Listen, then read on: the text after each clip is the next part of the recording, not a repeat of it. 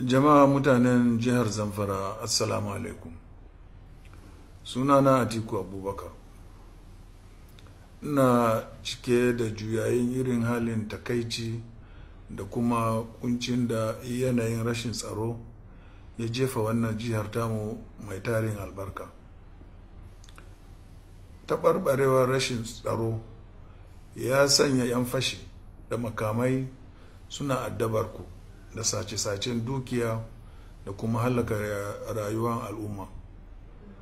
Ina yi muku jaje da kuma ta'azirar wannan munanan yanayi.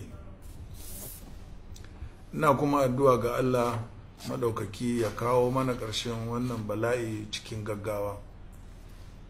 Ina yin takarar zaman shugaban ƙasar Najeriya, kuma ina kira ga dukkan jama'ar Zamfara da ku jefa mini ƙuri'urku idan lokacin zaɓe ya zo ranar 16 ga watan Fabrairu 2019. Idan kuka zaɓe ni, na zama shugaban ƙasar Najeriya.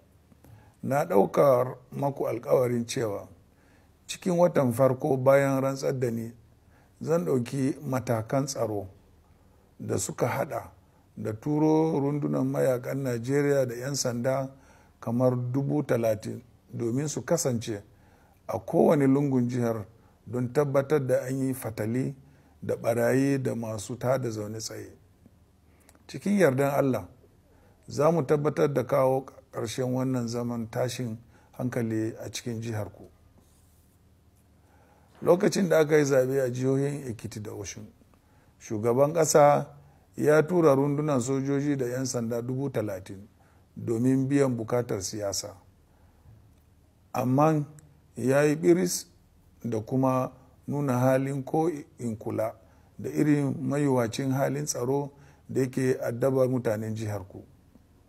Ni Atiku Abubakar na tabbatar muku da cewa kare rayuka da dukiyoyin jama'a ya fi muhimmanci a gare ni fiye da biyan bukatun siyasa da na jam'iyya.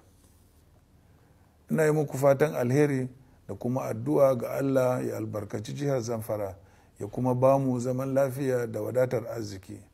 Mun gode, amin.